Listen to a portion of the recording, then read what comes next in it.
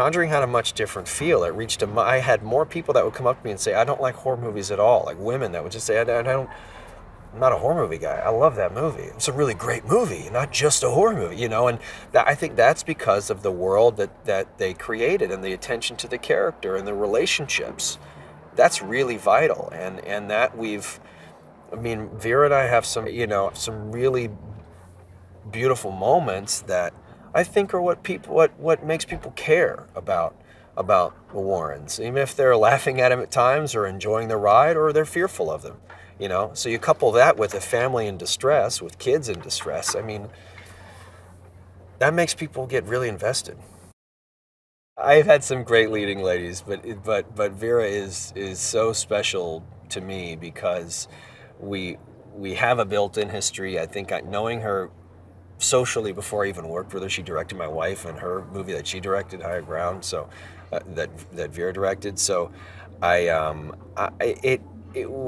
we came into it as, I feel like we really get each other. You can probably tell by the amount of times we crack each other up. So I think, when we both got the offer for the first one, we both emailed each other, and we always wanted to work with each other and sort of circled around other projects. So it's a great fit. The fish out of water element was really, I thought was going to be really important. And also just to give a real scope of where Ed and Lorraine would go. It wasn't just a local, they didn't just solve local cases. I found that very fascinating, that they traveled a lot. And that sort of shows how in this world, how important they were. Me and Vera had sort of resigned ourselves to okay, he's not going to come back. That's cool. He'll have a hand in producing it and hopefully writing it and putting his touches on it. And I'm sure we'll get a great director because the movie did really well. So we'll be in great hands with whomever we get. And then all of a sudden, after about 5 or 6 months, there was little noises about. And James and I would text every now and again, but I didn't want to push it and say, "Are you coming back?" Because I didn't want to put him in that position to have to either lie to me or shatter my dreams. So I didn't ask him anything about it. And then I sort of heard rumors about he's taking the meetings, he's going to go back in there and talk to them. And then I thought, okay, this is going to be great. Fans of the first one are gonna love it because I think the elements that won you over for the first one are there.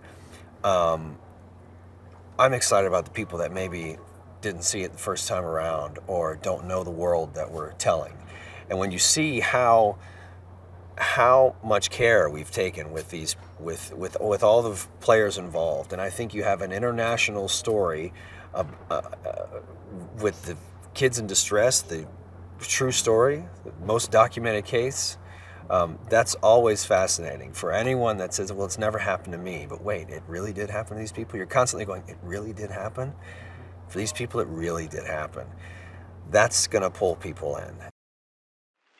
Did you know that Star Trek Beyond is the first Star Trek film ever to be shot mostly in Vancouver, British Columbia, and not in Hollywood?